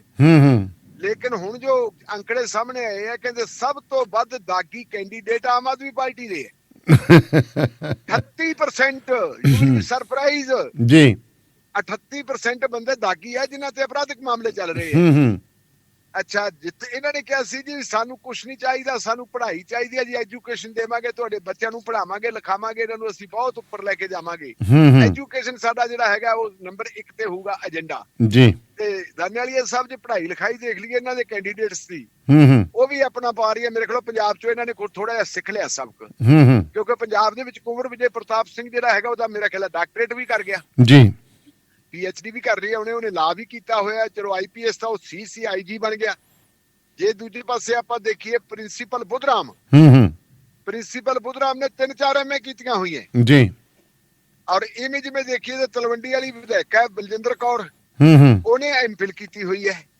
ਉਹ ਬੀਬੀ ਸਰਬਜੀਤ ਕੌਰ ਮਾਣੂਕੇ ਦੇਖੀਏ ਪੜ੍ਹੀ ਲਿਖੀ, ਉਹ ਵੀ ਬਹੁਤ ਹੈ। ਤੇ ਜਿਹੜਾ ਮੰਤਰੀ ਮੰਡਲ ਬਣਿਆ, ਮੰਤਰੀ ਮੰਡਲ ਦੇ ਵਿੱਚ ਤੁਸੀਂ ਮੰਤਰੀ ਮੰਡਲ ਦਾ ਹੁਣ ਦੇਖ ਲਓ ਵੀ ਪੱਧਰ ਕਿੱਡਾ ਹੈ। ਬੀਬੀ ਸਾਡੀ ਹੈਗੀ ਆਪਣੀ ਕੀ ਕਹਿੰਦੇ ਆ ਉਹ ਅਨਮੋਲ ਮਾਨ, ਅਨਮੋਲ ਗਗਨ ਮਾਨ, ਉਹਦੀ ਯੋਗਤਾ ਤਾਂ ਖੈਰ ਤੁਸੀਂ ਮੇਰੇ ਖਿਆਲ ਮੇਰੇ ਨਾਲੋਂ ਜ਼ਿਆਦਾ ਜਾਣਦੇ ਹੋ ਵੀ ਕਿੰਨੀ ਉਹਨੇ ਡਿਗਰੀ ਕੀਤੀ ਵੀ ਹੈ ਕਿਹੜੀ। ਨਹੀਂ ਵੈਸੇ ਜਿਹੜੀ ਉਹ ਜਾ ਕੇ ਫਿਲਮ ਬਣਾ ਕੇ ਲਈ ਹੈ, ਉਹ ਬੋਲਣ ਦਾ ਤਰੀਕਾ ਦੇਖ ਲਓ ਕਿਵੇਂ ਸੀ। ਫਿਲਮ ਤਾਂ ਹਾਂ, ਉਹ ਤਾਂ ਵੈਸੇ ਗੱਲ ਇੱਕ ਹੈ ਵੀ ਉਹ ਸੰਜੀਦਾ ਪੋਲੀਟੀਸ਼ੀਅਨ ਵਾਲੀਆਂ ਗੱਲਾਂ ਨਹੀਂ ਲੱਗਦੀਆਂ। ਉਹ ਤਾਂ ਮਤਲਬ ਚਲੋ ਫੇਰ ਵੀ ਧੀ ਧਿਆਣੀ ਹੈ ਕੁੜੀ, ਆਪਾਂ ਕਾਹਨੂੰ ਕੁਝ ਬੋਲਣਾ ਹੈ ਇਹਨੂੰ ਇੱਥੇ। ਚਲੋ ਨਹੀਂ, ਆਪਾਂ ਗਲਤ ਤਾਂ ਨਹੀਂ ਬੋਲਦੇ, ਪਰ ਜਿੱਥੇ ਦੇਖੋ ਪੱਤਰਕਾਰ ਜੇ ਉਹ ਮਿਨਿਸਟਰ ਹੈਗੀ ਹੈ ਤੇ ਉਹਦੇ ਬੋਲਣ ਦਾ ਜੇ ਲਹਿਜਾ ਗਲਤ ਆ ਤਾਂ ਕਹਿਣਾ ਹੀ ਪਊਗਾ। ਆਪਦੇ ਬੱਚੇ ਨੂੰ ਵੀ ਸਾਨੂੰ ਨਿੰਦਣਾ ਪਏਗਾ ਇਸ ਗੱਲ ਤੇ। ਨਹੀਂ ਲਹਿਜਾ ਤਾਂ ਤੁਸੀਂ ਇਹ ਦੇਖੋ, ਜਦੋਂ ਥਾਣੇਦਾਰ ਦੀ ਕੁਰਸੀ ਤੇ ਬਹਿ ਗਈ ਸੀ ਜਾ ਕੇ ਡੀਐਸਪੀ ਦੀ ਕੁਰਸੀ ਤੇ ਬਹਿ ਗਈ ਸੀ। ਪ੍ਰੋਟੋਕੋਲ ਦੀ ਉਲੰਘਣਾ ਜਿਹੜੀ ਹੈ, ਵਾਰ-ਵਾਰ ਪ੍ਰੋਟੋਕੋਲ ਦੀ ਉਲੰਘਣਾ ਹੋ ਰਹੀ ਹੈ। ਉਹਨੇ ਲੈਵਲ ਹੈ ਨਾ, ਫੌਜਾ ਸਿੰਘ ਸਰਾਰੀ ਦੇਖ ਲਓ, ਇਹਨਾਂ ਸਾਰਿਆਂ ਦਾ ਲੈਵਲ ਦੇਖ ਲਓ। ਮੇਰੇ ਖਿਆਲ ਮੁਤਾਬਕ 2-3 ਬੰਦੇ ਆ, ਮੀਤ ਖੇਹਰ ਹੈਗਾ ਉਹ ਗ੍ਰੈਜੂਏਟ ਹੋਊਗਾ ਮੇਰੇ ਖਿਆਲ, ਜਾਂ ਤੁਹਾਡਾ ਅਮਨ ਅਰੋੜਾ ਉਹ ਪੜ੍ਹਿਆ ਲਿਖਿਆ ਬੰਦਾ ਹੈ। ਹਾਂ, ਉਹਨੂੰ ਬੋਲਣ ਦਾ ਤਰੀਕਾ ਹੈਗਾ। ਹਾਂ, ਭਗਵੰਤ ਸਿੰਘ ਮਾਨ ਵੀ ਆਪਾਂ ਜੇ ਮੇਰੇ ਖਿਆਲ ਵੀ ਗ੍ਰੈਜੂਏਟ ਤਾਂ ਭਗਵੰਤ ਸਿੰਘ ਮਾਨ ਵੀ ਹੈਗੇ ਆ। ਹਾਂ ਹੈਗੇ। ਠੀਕ ਹੈ, ਇਹਦੇ ਨਾਲ ਤੁਸੀਂ ਮੈਨੂੰ ਹੋਰ ਨਿਗਾਹ ਜੀ ਮਾਰ ਲਓ, ਸ਼ਾਇਦ ਜਿੰਪਾ ਕੁਸ਼ਮਾੜਾ ਉਧਰੋਂ ਹੈਗਾ ਆਪਣਾ ਕੀ ਨਾਮ ਹੈ, ਥੋੜਾ ਦੁਆਬੇ ਦਾ ਰਹਿਣ ਵਾਲਾ, ਦੁਆਬੇ ਦੇ ਲੋਕ ਆਪਣੇ ਨਾਲ ਜ਼ਿਆਦਾ ਪੜ੍ਹੇ ਲਿਖੇ ਹੁੰਦੇ ਆ। ਬਾਕੀ ਤਾਂ ਮਤਲਬ ਜੇ ਦੇਖੀਏ ਤਾਂ ਹੁਣ ਇਹਨਾਂ ਨੂੰ ਬਣਾਉਣੇ ਪੈ ਗਏ ਕੁਛ ਤੇ ਕੁਛ ਇਹਨਾਂ ਨੂੰ ਛੱਡਣੇ ਪੈ ਗਏ ਪੜ੍ਹੇ ਲਿਖੇ। ਜੀ ਥਾਣੇਦਾਰ ਬਣਾਤਾ 10 ਪੜ੍ਹਿਆ ਬੰਦਾ, ਮਤਲਬ ਤੁਸੀਂ ਦੇਖੋ PhD ਨੂੰ ਛੱਡ ਕੇ ਉਹ ਬਣਾਤਾ। ਫਿਰ ਇਹਨਾਂ ਨੂੰ ਵੀ ਆਪਾਂ ਕੰਮ ਹੀ ਮੁਕਾ ਦਈਏ। ਉੱਥੇ ਜਿਹੜੀ ਇਹ ਦਾਨੇ ਵਾਲੀਆ ਸਾਹਿਬ ਜਿਹੜੀ ਇਹਨਾਂ ਨੇ ਦਿੱਤੀ ਹੈ ਟਿਕਟਾਂ ਦਿੱਤੀਆਂ ਜੀ, ਜਿਹੜੇ ਇਹਨਾਂ ਦੇ ਕੈਂਡੀਡੇਟ ਆ 47% ਉਹ ਹੈ ਜਿਨ੍ਹਾਂ ਦਾ ਲੈਵਲ ਮੈਟ੍ਰਿਕ ਵਾਲਾ ਹੈ। ਅੱਛਾ ਜੀ, ਵੀ ਬੋਲੇ ਨਾ ਕੋਈ ਸੈਂਟਰਲ ਲੀਡਰਸ਼ਿਪ ਅੱਗੇ ਨਾ ਬੋਲੇ ਕੋਈ, ਬਸ ਜੇ ਕੱਲ ਨੂੰ ਦਾ ਲੱਗ ਗਿਆ ਤਾਂ ਕੁਛ ਕੇ ਹੀ ਨਾ। ਹਾਂ। ਅੱਛਾ, ਨਾਲ ਜਿਹੜੀ ਹੈਗੀ ਹੈ ਜਿਹੜਾ ਮਿਊਨਿਸਪਲ ਕਮੇਟੀ ਦੀ ਇਲੈਕਸ਼ਨ ਬਣਾ ਛੱਡੀ ਹੈ, ਵਿਧਾਨ ਸਭਾ ਦੀ ਚੋਣ ਮੋਦੀ ਸਾਹਿਬ ਨੇ। ਔਰ ਇਹਦੇ ਤੇ ਜੇ ਉਹਨੇ ਕਹਿ ਦਿੱਤਾ ਆਪਣੇ ਨੇ ਮਲਕਾਰਜੁਨ ਖੜਗੇ ਨੇ ਕਿ ਭਾਈ ਸਾਹਿਬ ਜਿੱਥੇ ਵੀ ਜਾਈਏ ਪਾਰਲੀਮੈਂਟ ਦੀ ਚੋਣ ਆਈਏ ਤੂੰ ਅੱਗੇ ਚਲੋ, ਤੁਸੀਂ ਤਾਂ ਫਿਰ ਪ੍ਰਧਾਨ ਮੰਤਰੀ ਬਣਨਾ ਹੋ ਸਕਦੇ ਹੋ। ਕਿਤੇ ਅਸੈਂਬਲੀ ਦੀ ਚੋਣ ਹੋਵੇ ਤੁਸੀਂ ਉੱਥੇ ਚਲੇ ਜਾਂਦੇ ਹੋ, ਜੇ ਕਿਤੇ ਕਾਰਪੋਰੇਸ਼ਨ ਦੀ ਚੋਣ ਹੁੰਦੀ ਹੈ ਤੁਸੀਂ ਉੱਥੇ ਚਲੇ ਜਾਂਦੇ ਹੋ। ਯਾਦ ਕਰਾਉਣਾ ਤੁਹਾਨੂੰ ਮੈਂ ਯਾਦ ਕਰਾਉਣਾ, ਤੇਲੰਗਾਨਾ ਦੀ ਰਾਜਧਾਨੀ ਹੈਦਰਾਬਾਦ ਹੈ। ਹੈਦਰਾਬਾਦ ਦੇ ਵਿੱਚ ਪਿਛਲੇ ਦਿਨਾਂ ਦੇ ਵਿੱਚ ਕਾਰਪੋਰੇਸ਼ਨ ਦੀਆਂ ਚੋਣਾਂ ਹੋਈਆਂ ਸੀ ਤੇ ਉੱਥੇ ਕੰਪੇਨ ਕਰਨ ਵਾਸਤੇ ਭਾਰਤੀ ਜਨਤਾ ਪਾਰਟੀ ਦੇ ਸਾਰੇ ਵੱਡੇ ਲੀਡਰ ਗਏ ਸੀ ਜੀ। ਔਰ ਉਦੋਂ ਫਿਰ ਇਹਨੇ ਨਾਲ ਮਲਕਾਰਜੁਨ ਖੜਗੇ ਨੇ ਕਹਿੰਦਾ ਇਹੋ ਲੱਗਦਾ ਜਿਵੇਂ ਮਤਲਬ ਤੁਹਾਡੇ ਰਾਵਣ ਨੂੰ ਕਈ ਸਿਰ ਹੋਣ, ਵੀ ਇਹ ਸਿਰ ਸਾਰੇ ਥਾਵਾਂ ਤੇ ਦਿਖਦੇ ਹੈ। ਇਹ ਉਹਨੂੰ ਮੁੱਦਾ ਬਣਾ ਲਿਆ ਜੀ ਕੇਜਰੀਵਾਲ ਆਪਣੇ ਨੇ, ਮੋਦੀ ਸਾਹਿਬ ਨੇ। ਕਹਿੰਦਾ ਦੇਖੋ ਜੀ ਇਹ ਤਾਂ ਮੈਨੂੰ ਕਹਿੰਦਾ ਮੈਂ ਤਾਂ ਰਾਮ ਭਗਤ ਨੂੰ ਰਾਵਣ ਬਣਾਤਾ, ਕਿੱਡਾ ਵੱਡਾ ਵਜਰ ਪਾਪ ਕਰਤਾ ਜੀ। ਔਰ ਉਹ ਪੁਰਾਣੇ ਸਾਰੇ ਦੇ ਸਾਰੇ ਕਿੱਸੇ ਕੱਢ ਲਏ ਇਹ ਜੀ। ਉਹਨੇ ਮੌਤ ਦਾ ਸੁਦਾਗਰ ਕਿਹਾ ਸੀ ਸੋਨੀਆ ਗਾਂਧੀ ਨੇ, ਤੇ ਨਾਲ ਫਿਰ ਉਹ ਆਪਣਾ ਮਨੀ ਸ਼ੰਕਰ ਆਇਰ ਨੇ ਕਹਿਤਾ ਸੀ, ਨੀਤ ਜੀ ਮੈਨੂੰ ਉਹ ਕਹਿਤਾ ਸੀ। ਉਹ ਸਾਰੀਆਂ ਗੱਲਾਂ ਜੋੜ ਕੇ ਕਹਿੰਦੇ ਦੇਖੋ ਜੀ ਇਹ ਗੁਜਰਾਤੀ ਗੌਰਵ ਦੇ ਉੱਤੇ ਹਮਲਾ ਹੈ ਕਾਂਗਰਸ ਪਾਰਟੀ। ਹਾਂਜੀ। ਹੁਣ ਉਹ ਆਮ ਆਦਮੀ ਪਾਰਟੀ ਦਾ ਨਾਂ ਛੱਡ ਕੇ ਤੇ ਅਟੈਕ ਕਿੱਥੇ ਸ਼ੁਰੂ ਕਰਤੇ, ਉਹ ਕਰਤੇ ਕਾਂਗਰਸ ਪਾਰਟੀ ਦੇ ਜੀ। ਤੇ ਕੱਲ ਉਹਨਾਂ ਨੇ ਜਿਹੜਾ ਹੈਗਾ ਜੀ 54 ਕਿਲੋਮੀਟਰ ਜਿਹੜਾ ਹੈਗਾ ਰੋਡ ਸ਼ੋਅ ਕੀਤਾ ਉਸ ਵੇਲੇ। ਅੱਛਾ ਜੀ, ਜਦੋਂ ਪੋਲਿੰਗ ਹੋ ਰਹੀ ਸੀ। ਦੱਸੋ ਜਦੋਂ ਹੋ ਨਹੀਂ ਸੀ ਸਕਦੀ ਵੈਸੇ। ਹਾਂ, ਸ਼ਿਸ਼ਟਾਚਾਰ ਇਹ ਡਿਮਾਂਡ ਕਰਦਾ ਕਿ ਜਦੋਂ ਪੋਲਿੰਗ ਹੁੰਦੀ ਹੋਵੇ ਉਦੋਂ ਬੰਦ ਕਰ ਦੇਣੀ ਚਾਹੀਦੀ ਹੈ। ਤੇ ਫਿਰ ਡਰਾਮੇ ਵੀ ਸਾਰੇ ਕੀਤੇ, ਐਂਬੂਲੈਂਸ ਕੱਢੀ ਅੱਗੋਂ ਦੀ, ਐਂਬੂਲੈਂਸ ਕੱਢੀ। ਉਹ ਪਤਾ ਨਹੀਂ ਐਂਬੂਲੈਂਸ ਆਈ ਸੀ ਕਿ ਮੰਗਵਾਈ ਸੀ। ਇਹ ਵੀ ਕੋਈ ਪਤਾ ਆਈ ਤੇ ਮੰਗਵਾਈ ਪਤਾ ਲੱਗ ਜਾਂਦਾ ਜੀ। ਹਾਂ, ਮੇਰੇ ਖਿਆਲ ਮੁਤਾਬਕ ਉਹ ਹੈ ਵੀ ਆ ਲਓ ਜਿਹਨੂੰ ਲਾਂਘਾ ਦੇ ਦਿਓ, ਕਿਉਂਕਿ ਮੋਦੀ ਸਾਹਿਬ ਨੇ ਜਦੋਂ ਕਿਤੇ ਕੋਈ ਕੰਪੇਨ ਕਰਨੀ ਹੁੰਦੀ ਹੈ ਐਂਬੂਲੈਂਸ ਨੂੰ ਰਸਤਾ ਜ਼ਰੂਰ ਦਿੱਤਾ ਜਾਂਦਾ। ਹਾਂ। ਤਾਂ ਫਿਰ ਸ਼ੱਕ ਤਾਂ ਪੈਦਾ ਹੁੰਦਾ ਹੀ ਹੈ। ਬਿਲਕੁਲ। ਇਹਦੇ ਤੋਂ ਹੁਣ ਜਿਹੜੀ ਹੈਗੀ ਸਾਰੀ ਪਿਕਚਰ ਕਲੀਅਰ ਹੋ ਕੇ ਆਈ ਹੈ ਕਿ ਮੁਕਾਬਲਾ ਬੜਾ ਸਖਤ ਹੋ ਰਿਹਾ ਹੈ। ਔਰ ਜਿਹੜੀ ਵੋਟ ਕੱਟਣ ਵਾਲੀ ਗੱਲ ਬਣਦੀ ਸੀਗੀ, ਜੋ ਸੀਨੀਅਰ ਜਰਨਲਿਸਟ ਜਿਹੜੇ ਹੈਗੇ ਆ ਨੈਸ਼ਨਲ ਲੈਵਲ ਦੇ ਉੱਤੇ, ਉਹਨਾਂ ਦਾ ਮੰਨਣਾ ਹੈ ਕਿ ਆਮ ਆਦਮੀ ਪਾਰਟੀ ਭਾਵੇਂ ਜਿੰਨਾ ਮਰਜ਼ੀ ਜ਼ੋਰ ਲਾ ਲਵੇ, ਉੱਥੇ ਇਹਨਾਂ ਕਾਂਗਰਸ ਔਰ ਆਮ ਆਦਮੀ ਪਾਰਟੀ ਦੇ ਦਰਮਿਆਨ ਜਿਹੜੀ ਲੜਾਈ ਹੈ ਦੂਜੇ ਤੇ ਤੀਜੇ ਨੰਬਰ ਦੀ ਹੈ। ਪਹਿਲੇ ਨੰਬਰ ਦੇ ਉੱਤੇ ਉੱਥੇ ਜਾਣ ਦੀ ਜਿਹੜੇ ਚਾਂਸਸ ਹੈਗੇ ਆ ਉਹ ਬੀਜੇਪੀ ਦੇ ਹੀ ਹੈ, ਕਿਉਂਕਿ ਉੱਥੇ ਕਿਸੇ ਦੇ ਨਾਂ ਦੇ ਉੱਤੇ ਚੋਣ ਹੋਰ ਦੇ ਤੇ ਨਹੀਂ ਲੜੀ ਜਾ ਰਹੀ, ਮੋਦੀ ਦੇ ਨਾਂ ਤੇ ਲੜੀ ਜਾ ਰਹੀ ਹੈ। ਮੋਦੀ ਦੇ ਨਾਂ ਤੇ ਚੋਣ ਲੜੀ ਜਾ ਰਹੀ ਹੈ ਤੇ ਮੋਦੀ ਫਿਰ ਉਹਨੂੰ ਤੁਹਾਨੂੰ ਪਤਾ ਵੀ ਸਲੋਗਨ ਦੇਣੇ ਆਉਂਦੇ ਕਿ ਮੇਜਾ ਪਾਟੇਕਰ ਨਾਲ ਤੁਰ ਪਈ ਸੀਗੀ ਰਾਹੁਲ ਗਾਂਧੀ ਦੇ, ਤੇ ਕਹਿੰਦਾ ਜੀ ਇਹ ਨਰਮਦਾ ਦਾ ਵਿਰੋਧ ਕਰਦੇ ਆ। ਫਿਰ ਉਹ ਕਹਿੰਦਾ ਜੀ ਕਾਂਗਰਸ ਨੇ ਤਾਂ ਇੱਥੇ ਤਬਾਹੀ ਕੀਤਾ ਸਾਰਾ ਕੁਝ, ਵਿਕਾਸ ਹੀ ਨਹੀਂ ਹੁਣ। ਦੱਸੋ, ਹਜੇ 35 ਸਾਲ ਹੋ ਗਏ ਤੇ ਤੁਸੀਂ ਕੀ ਕਹਿੰਦੇ ਹਜੇ ਵਿਕਾਸ ਉਹਦਾ ਧੋਣਾ ਨਹੀਂ ਧੋ ਸਕੇ? ਜਾਂ ਫਿਰ ਉਹ ਫਿਰ ਗੱਲ ਹੈ, ਮੈਂ ਢਿੱਲੋਂ ਸਾਹਿਬ ਇੱਕੋ ਕਹਾਵਤ ਹੈ, ਜਾਂ ਤਾਂ ਫਿਰ ਤੁਸੀਂ ਉਹ ਕੰਮ ਕਰਤਾ, ਉਹ ਕੋਈ ਆਪਣੇ ਰਮਦਾਸੀਆ ਪਰਿਵਾਰ ਹੈ, ਤੁਹਾਨੂੰ ਪਤਾ ਖੇਤੀ ਵੀ ਕਰਦੇ ਆ ਤੇ ਚਮੜੇ ਦਾ ਕੰਮ ਵੀ ਕਰਦੇ ਆ। ਬਿਲਕੁਲ ਜੀ ਬਿਲਕੁਲ। ਤੇ ਉਹ ਕਿਤੇ ਖੇਤੀ ਪਰਿਵਾਰ ਵਾਲਿਆਂ ਦੀ ਕੁੜੀ ਜਿਹੜੀ ਸੀ ਉਹ ਚਮੜੇ ਵਾਲਿਆਂ ਦੇ ਵਿਆਹੀ ਗਈ ਜੀ। ਤੇ ਉਹ ਜਦੋਂ ਵਿਆਹੀ ਗਈ ਤੇ ਵਿਆਹ ਤੋਂ ਅਗਲੇ ਦਿਨ ਜਿਉਂ ਲੱਗੀ ਧੋਣ ਘਰ ਨੂੰ, ਉਹ ਸੱਸ ਕਿਤੇ ਬਾਹਰ ਜਾ ਵੜੀ ਉਹਦੀ। ਜਦੋਂ ਮੁੜ ਕੇ ਆਈ ਤੇ ਉਹ ਕਹਿੰਦੀ, ਮੈਂ ਉਹਨਾਂ ਦੀ ਭਾਸ਼ਾ 'ਚ ਹੀ ਗੱਲ ਕਰਦਾ ਕਿਉਂਕਿ ਬਾਗੜੀ ਭਾਸ਼ਾ ਦੇ ਵਿੱਚ ਕਹਾਵਤ ਹੈ। ਹਾਂ, ਕਹਿੰਦਾ ਅਰੇ ਛੋਰੀ, ਕਹਿੰਦੀ ਕੀ ਕਰਾਂ ਤੂੰ? ਕਹਿੰਦੀ ਮਾਊ ਅਕੇ ਘਰੋਂ ਬਾਂਸ ਆਵਾ ਕੇ ਬਾਂਸ ਮਾਰਾਂ। ਬਾਂਸ ਕਹਿੰਦੇ ਬਦਬੂ ਨੂੰ, ਕਿਉਂਕਿ ਚਮੜੇ ਦੀ ਆਉਂਦੀ ਸੀ। ਕਹਿੰਦੀ ਮਾਊ ਅਕੇ ਬਾਂਸ ਆਵਾ ਕੇ ਘਰੋਂ ਅਕੇ ਬਾਂਸ ਮਾਰਾਂ। ਉਹ ਕਹਿੰਦੀ ਠੀਕ ਆ। ਉਹ 4-5 ਦਿਨ ਜਿਉਂ ਲੱਗੀ, ਕਿਤੇ ਛੱਤ ਤੇ ਸਰਫ, ਕਿਤੇ ਥੱਲੇ ਸਰਫ। 5 ਦਿਨਾਂ ਬਾਅਦ ਕਹਿੰਦੀ ਦੇਖ ਮਾਊ ਅਕੇ ਮੈਂ ਬਾਂਸ ਮਾਰਦੀ। ਕਹਿੰਦੀ ਹਾਂ ਬੇਟੀ, 25 ਸਾਲ ਪਹਿਲਾਂ ਮੈਂ ਵੀ ਇਆਂ ਹੀ ਮਾਰੀ। ਅੱਛਾ ਉਹ 25 ਸਾਲ ਪਹਿਲਾਂ ਸੱਸ ਦਾ ਵਿਆਹ ਆਪਣਾ ਵਿਆਹ ਹੋਇਆ ਸੀ ਹੈ। ਉਹ ਕਹਿੰਦੀ 25 ਸਾਲ ਪਹਿਲਾਂ ਵੀ ਆਈ, ਕਹਿੰਦੀ ਮੈਂ ਜਿਹੜੀ ਘਰੇ ਬੋ ਆਉਂਦੀ ਸੀ ਨਾ, ਉਹ ਮੈਂ ਆਈ ਮਾਰੀ ਸੀ। ਸੋ ਮੈਨੂੰ ਲੱਗਦਾ ਕਿ ਇਹਨਾਂ ਨੇ ਜਿਹੜੀ 35 ਸਾਲ ਹੈ ਨਾ, ਬੋ ਮਰ ਗਈ ਇਹਨਾਂ ਦੀ ਪੁਰਾਣੀ, ਤੇ ਹੁਣ ਇਹੀ ਲੱਗੇ ਹੋਏ ਆ ਤੇ ਗੱਲ ਇਹਨਾਂ ਨੂੰ ਉਹੀ ਦਿੰਦੀ ਹੈ। ਹਾਂ, ਨਹੀਂ ਉਹ ਕਾਂਗਰਸ ਵਾਲਿਆਂ ਨੇ ਦੇਤਾ। ਉਹ ਕਾਂਗਰਸ ਵਾਲੇ ਕਹਿੰਦੇ ਵੀ ਅਸੀਂ ਤਾਂ ਦੇਸ਼ ਦਾ ਵਿਕਾਸ ਕਰਵਾਇਆ ਹੈ, ਉਹਦਾ ਕਦੇ ਜ਼ਿਕਰ ਨਹੀਂ ਕੀਤਾ। ਅਸੀਂ ਤਾਂ ਕਹਿੰਦੇ ਨਹੀਂ ਵੀ ਪੰਡਿਤ ਨਹਿਰੂ ਨੇ ਬਣਾਇਆ ਸੀ ਭਾਖੜਾ ਡੈਮ। ਹਾਂ। ਤੇ ਉਹ ਕਹਿੰਦੇ ਅਸੀਂ ਤਾਂ ਇਹ ਕਹਿੰਦੇ ਨਹੀਂ ਕਿ ਗ੍ਰੀਨ ਰੈਵੋਲੂਸ਼ਨ ਹੈ ਜਿਹੜਾ, ਜਿਹਦਾ ਗ੍ਰੀਨ ਰੈਵੋਲੂਸ਼ਨ ਦੇ ਜਰੀਏ ਅਨਾਜ ਦਾ ਜਿਹੜਾ ਸੰਕਟ ਹੈ ਇੰਡੀਆ ਦਾ ਉਹ ਖਤਮ ਹੋਇਆ। ਉਹ ਅਸੀਂ ਤਾਂ ਕਹਿੰਦੇ ਨਹੀਂ ਵੀ ਉਹ ਭਾਈ ਅਸੀਂ ਬਣਵਾਇਆ ਸੀ ਕਾਂਗਰਸ ਨੇ। ਨਾ ਹੀ ਅਸੀਂ ਕਹਿੰਦੇ ਵਾਈਟ ਰੈਵੋਲੂਸ਼ਨ ਦੀ, ਦੁੱਧ ਵਾਲੇ ਦੀ ਗੱਲ ਕਰਦੇ, ਜਿਹੜਾ ਗੁਜਰਾਤ ਸ਼ੁਰੂ ਹੈ। ਤੁਸੀਂ ਦੇਖੋ ਆਨੰਦ ਜਿਹੜੀ ਹੈਗੀ ਹੈ ਡੇਅਰੀ, ਉਹ ਗੁਜਰਾਤ ਦੇ ਵਿੱਚ ਚੱਲਦੀ ਹੈ। ਬਿਲਕੁਲ ਜੀ। ਔਰ ਜਿਹੜੀਆਂ ਹੈ ਉੱਥੇ ਦੀ ਕੋਆਪਰੇਟਿਵ ਲਹਿਰ ਜਿਹੜੀ ਹੈਗੀ ਹੈ, ਜਿਹੜੀ ਦੁੱਧ ਨਾਲ ਸੰਬੰਧਿਤ ਕੋਆਪਰੇਟਿਵ ਲਹਿਰ ਹੈ, ਉਹ ਕਿੰਨੀ ਕਾਮਯਾਬ ਹੈ। ਬਿਲਕੁਲ, ਬਹੁਤ ਕਾਮਯਾਬ ਹੈ। ਉਹ ਵੀ ਉਧਰੋਂ ਆਉਂਦੀ ਹੈ। ਉਹ ਸਾਰਾ ਉਦੋਂ ਤਾਂ ਬੀਜੇਪੀ ਵਾਲਿਆਂ ਦੇ ਉੱਤੇ ਨੇੜੇ ਤੇੜੇ ਵੀ ਨਹੀਂ, ਕਾਂਗਰਸ ਦੀ ਹਕੂਮਤ ਸੀ। ਪਰ ਉਹਨਾਂ ਨੂੰ ਇਹ ਪੁਆਇੰਟ ਆਪਦੇ ਬਣਾਉਣੇ ਆਉਂਦੇ ਆ ਜਦੋਂ ਇਲੈਕਸ਼ਨ ਹੋ ਗਈ। ਬਿਲਕੁਲ, ਇਹ ਉਹੀ ਹੋ ਗਿਆ ਨਾ ਪੰਪ ਐਂਡ ਸ਼ੋ ਜਿਹਨੂੰ ਆ ਗਿਆ ਜੀ। ਸੋ ਜਿਹੜਾ ਹੈਗਾ ਜੀ ਪ੍ਰਚਾਰ ਬੰਦ ਹੋ ਗਿਆ ਵੈਸੇ। ਅੱਜ ਮੇਰੇ ਖਿਆਲ 2 ਤਾਰੀਖ ਹੈ ਪ੍ਰਚਾਰ ਜੀ। ਠੀਕ ਹੈ। ਤੇ ਉਹ ਤੋਂ ਬਾਅਦ ਫਿਰ ਆਪਣੇ ਕੋਲ ਸਾਰੀ ਤਸਵੀਰ ਆਈ ਜਾਣੀ ਹੈ ਸਾਹਮਣੇ ਜੀ। ਕੱਲ ਨੂੰ ਕਰ ਲਾਂਗੇ, ਪਰਸੋਂ ਸੋਮਵਾਰ ਨੂੰ। ਰੀਫਰ ਵੈਨਸ ਦੇ ਮਾਹਿਰ ਨੇ ਜੀ। Malwa truck and trailer repair service 10224 residency road Manassas highway 66 exit 43 ਤੇ। ਇਹਨਾਂ ਕੋਲੇ ਟਾਇਰ ਵੀ ਹੁੰਦੇ ਨੇ, ਡੈਫ ਕਲੀਨਿੰਗ ਵੀ ਕਰਦੇ ਤੇ ਬੜੀਆਂ ਐਡਵਾਂਸ ਮਸ਼ੀਨਾਂ ਦੇ ਨਾਲ 3 ਐਕਸਲ ਟਰੱਕ ਅਲਾਈਨਮੈਂਟ ਤੋਂ ਇਲਾਵਾ ਸੈਮੀ ਤੇ ਟ੍ਰੇਲਰ ਦਾ ਸਾਰਾ ਕੰਮ ਕਰਦੇ ਨੇ। 8043728800 ਦੇ ਉੱਤੇ ਕਾਲ ਕਰ ਲਓ ਜੀ। Punjab truck and trailer repair, ਇਹਨਾਂ ਦੇ ਇੱਕੋ ਇੱਕ ਨਿਸ਼ਾਨਾ granted great and quick service. 1315 western ਹਨਾ ਐਵਨਿਊ ਇੰਡੀਅਨੈਪਲਿਸ। ਫੋਨ ਨੰਬਰ ਹੈ ਜੀ 317-97972005 ਜਾਂ 6612045818 ਦੇ ਉੱਤੇ ਕਾਲ ਕਰ ਸਕਦੇ ਹੋ।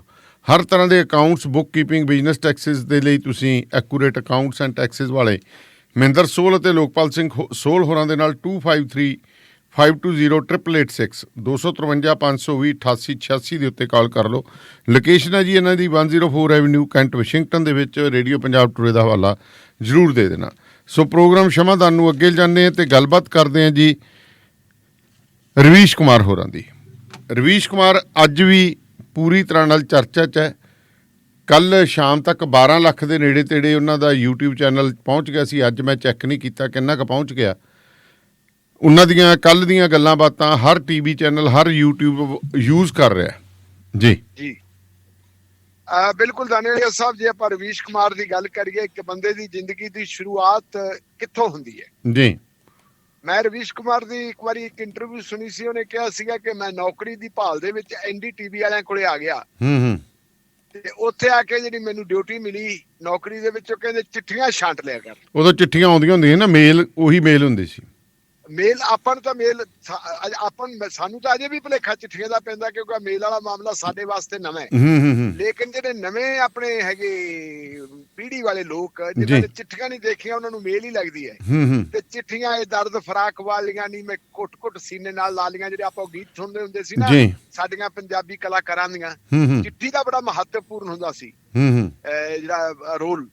ਉਹ ਚਿੱਠੀਆਂ ਤੋਂ ਇਹਨੇ ਆਪਣੀ ਗੱਲ ਸ਼ੁਰੂ ਕੀਤੀ ਸੀ ਤੇ ਗੱਲ ਸ਼ੁਰੂ ਕਰਦਿਆਂ ਪੱਤਰਕਾਰਤਾ ਦੇ ਵਿੱਚ ਇਹੋ ਜਿਹੇ ਅੰਦਰ ਉਹਦੇ ਜਰਾਸੀਮ ਪੈਦਾ ਹੋਏ ਜੀ ਕਿ ਉਹਨਾਂ ਜਰਾਸੀਮਾਂ ਨੇ ਵੱਡਿਆਂ ਨੂੰ ਧੁੜਕਣੀ ਲਾਤੀ ਸੀ।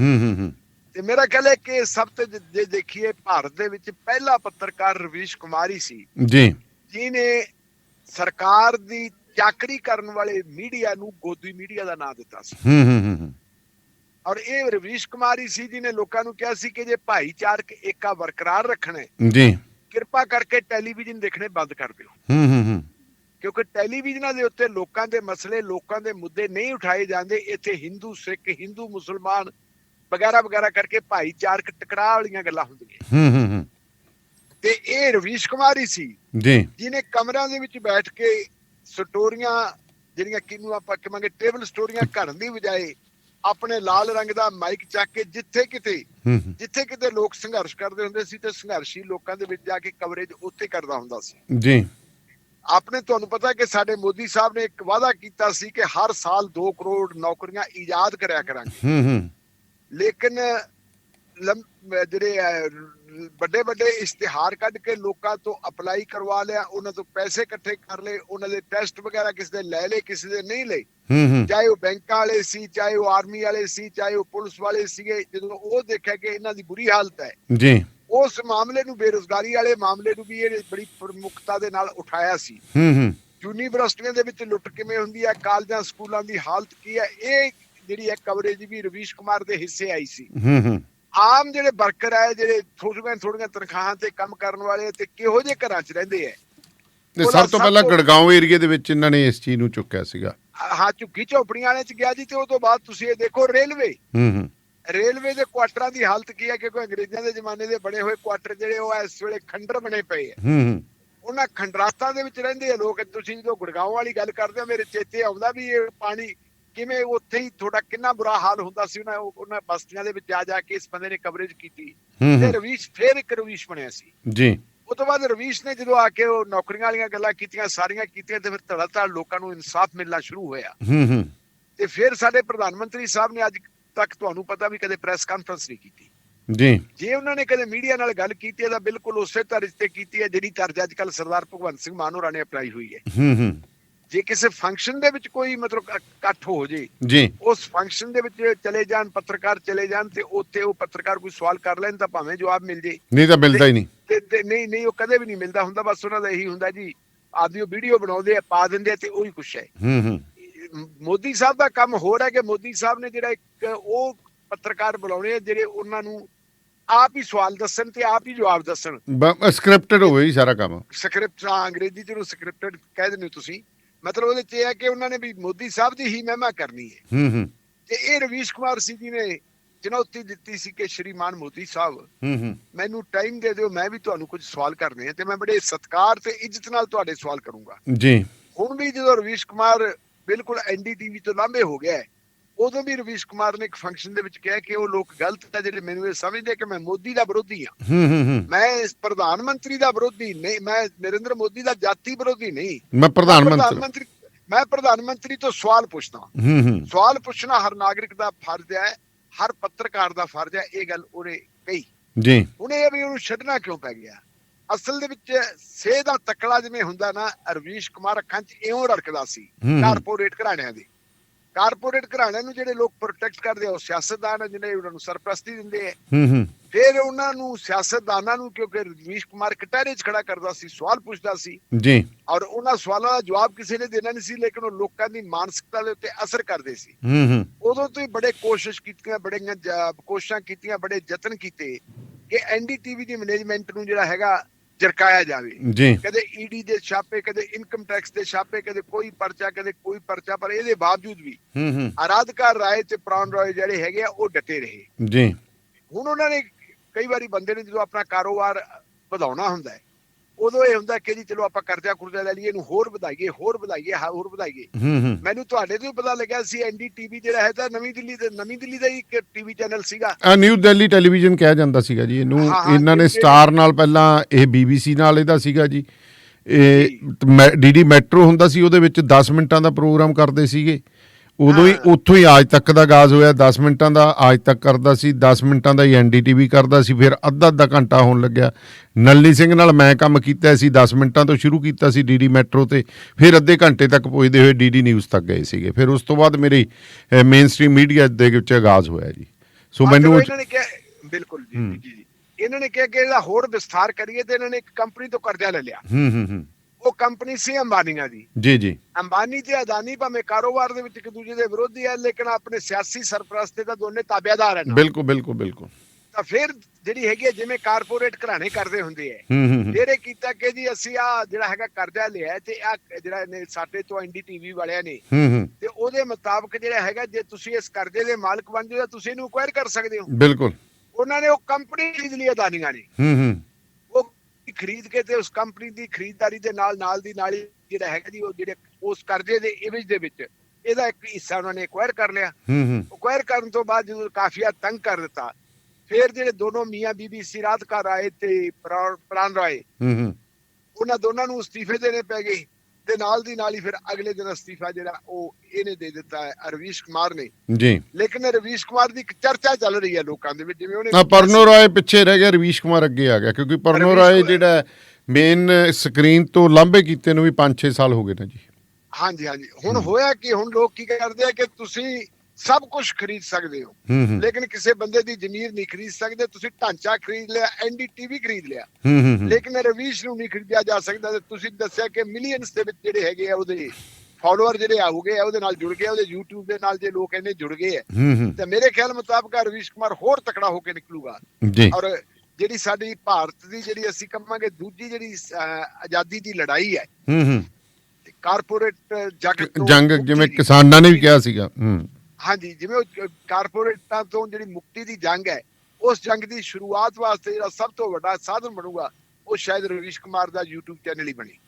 ਅੱਛਾ, ਇੱਕ ਜੀ ਦੱਸੋ, ਆਜ਼ਾਦੀ ਦੀ ਜੰਗ ਤਾਂ ਜਗਮੀਤ ਬਰਾੜ ਵੀ ਲੜ ਰਿਹਾ, ਉਹਦਾ ਕੀ ਬਣੂਗਾ? ਦੇਖੋ, ਨੋਟਿਸ ਉਹਨੂੰ ਦੇਤਾ, ਉਹਨੂੰ ਅਕਾਲੀ ਦਲ ਦੇ ਵਿੱਚੋਂ ਤਾਂ ਕੱਢਣਗੇ ਮੇਰੇ ਖਿਆਲ ਮੁਤਾਬਕ। ਹੁਣ ਇਹਨਾਂ ਨੇ ਫੈਸਲਾ ਕਰ ਹੀ ਲਿਆ, ਕਿਉਂਕਿ ਪਹਿਲਾਂ ਉਹਨੂੰ ਨਹੀਂ ਲਿਆ, ਉਹਦੇ ਚ ਕੋਰ ਕਮੇਟੀ ਚ ਨਹੀਂ ਲਿਆ, ਐਡਵਾਈਜ਼ਰੀ ਬੋਰਡ ਦੇ ਵਿੱਚ ਨਹੀਂ ਲਿਆ। ਇਹਦਾ ਇੱਕ ਮਿੱਥੀ ਹੋਈ ਗੱਲ ਸੀ ਕਿ ਉਹਨਾਂ ਨੇ ਗੱਲ ਕਰਨੀ ਹੈ, ਲੇਕਿਨ ਉਹਦੇ ਚ ਇਹ ਹੈ ਕਿ ਦੂਜੇ ਲੀਡਰਾਂ ਦੇ ਮੁਕਾਬਲੇ ਤਾਂ ਉਹਦੇ ਚ ਹਿੰਮਤ ਤਾਂ ਹੈਗੀ ਹੈ ਨਾ।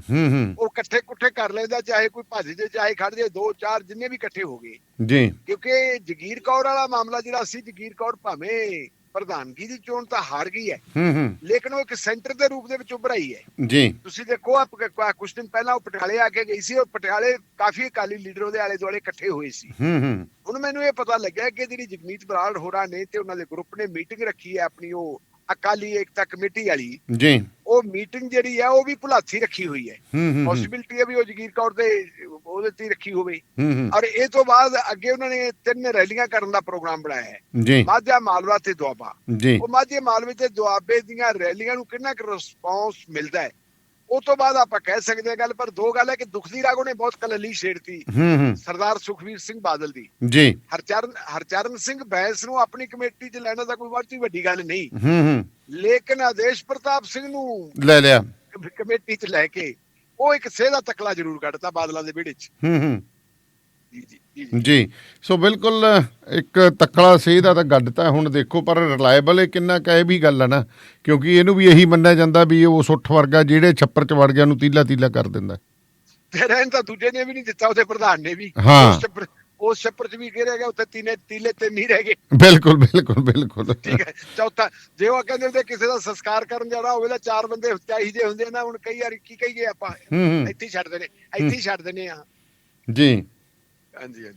ਚਲੋ, ਤੇ ਹੁਣ ਆਪਾਂ ਕਰੀਏ ਜੀ ਗੱਲ ਵਿਧਾਨ ਸਭਾ ਦੀ ਇਮਾਰਤ ਬਾਰੇ।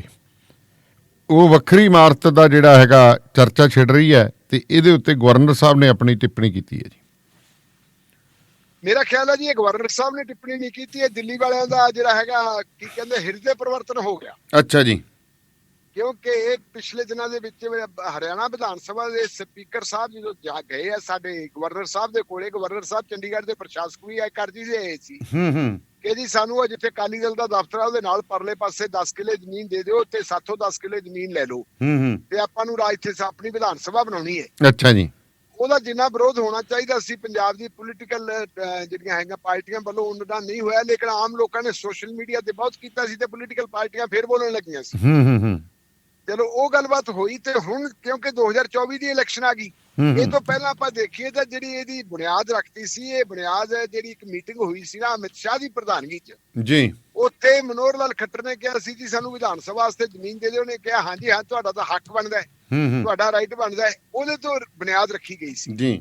ਪਰ ਨਾਲ ਹੁਣੇ ਦੇਖਿਆ ਕਿਉਂਕਿ ਪੰਜਾਬ ਜਿਹੜਾ ਹੈਗਾ ਭਾਵੇਂ ਸੀਟਾਂ ਦੀਆਂ 13 ਹੈ, ਰਾਜਨੀਤਿਕ ਤੌਰ ਦੇ ਉੱਤੇ ਪੰਜਾਬ ਦਾ ਮਹੱਤਵ ਬਹੁਤ ਵੱਡਾ ਹੈ ਕਿਉਂਕਿ ਪੰਜਾਬ ਦਾ ਜਿਹੜਾ ਪੰਜਾਬੀ ਭਾਈਚਾਰਾ ਹੈ ਇਸ ਵੇਲੇ ਗਲੋਬਲ ਹੋ ਚੁੱਕਾ ਹੈ ਔਰ ਉਹ ਵਿਰੋਧ ਦਾ ਹੁਣ ਉਹਨਾਂ ਦੇ ਉੱਤੇ ਅਸਰ ਹੈ ਜੀ। ਔਰ ਉਹਦੇ ਅਸਰ ਦੇ ਵਿੱਚ ਤੁਸੀਂ ਅੱਜ ਦੇਖਿਆ ਹੋਣਾ ਅੱਜ ਇੱਕ ਨਵੀਂ ਕਾਰਜਕਾਰਨੀ ਕਮੇਟੀ ਜਿਹੜੀ ਇਹਨਾਂ ਨੇ ਆਪਣੀ ਜਿਹੜੀ ਨੈਸ਼ਨਲ ਐਗਜ਼ੈਕਟਿਵ ਹੈ ਉਸ ਨੈਸ਼ਨਲ ਐਗਜ਼ੈਕਟਿਵ ਦੇ ਵਿੱਚ 2 ਬੰਦੇ ਲਏ ਆ ਪੰਜਾਬ ਤੋਂ ਜੀ, ਤੇ ਦੋਨੇ ਹੀ ਜਿਹੜੇ ਲਏ ਆ ਉਹ ਨਹੀਂ ਹੈਗੇ ਜਿਨ੍ਹਾਂ ਨੂੰ ਆਪਾਂ ਪੁਰਾਣੇ ਆਰਐਸਐਸ ਵਾਲੇ ਕਹਿੰਦੇ ਉਹ ਕਾਂਗਰਸ ਚ ਆਏ ਹੋਏ ਹੈ। ਕੈਪਟਨ ਅਮਰਿੰਦਰ ਸਿੰਘ ਤੇ ਸੁਨੀਲ ਜਾਖੜ ਨੂੰ ਨੈਸ਼ਨਲ ਐਗਜ਼ੈਕਟਿਵ ਚ ਲੈ ਲਿਆ ਜੀ। ਇਹਦਾ ਮਤਲਬ ਇਹ ਹੈ ਕਿ ਦਿੱਲੀ ਦੀਆਂ ਜਿਹੜੀਆਂ 24 ਦੀਆਂ ਪਾਰਲੀਮੈਂਟ ਦੀਆਂ ਚੋਣਾਂ ਨੂੰ ਮੁੱਖ ਰੱਖ ਕੇ ਕਿ ਹੁਣ ਸਿੱਖਾਂ ਦੇ ਨਾਲ ਪੰਜਾਬੀਆਂ ਦੇ ਨਾਲ ਵਿਰੋਧ ਹੋਰ ਨਾ ਪੈਦਾ ਹੋਵੇ।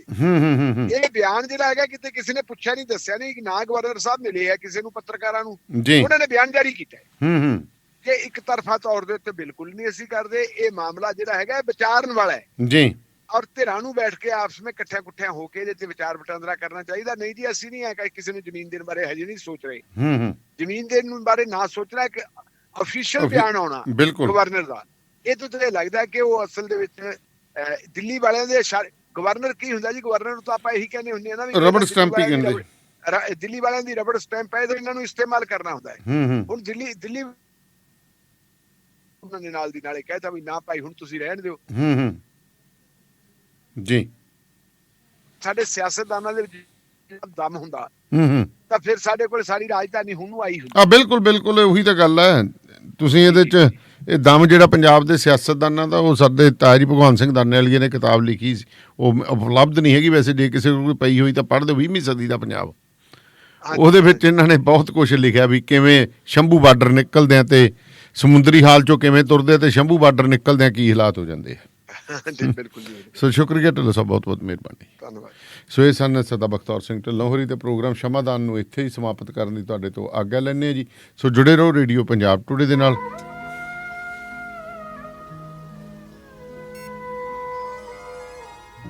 ਸ਼ਮਾਦਾਨ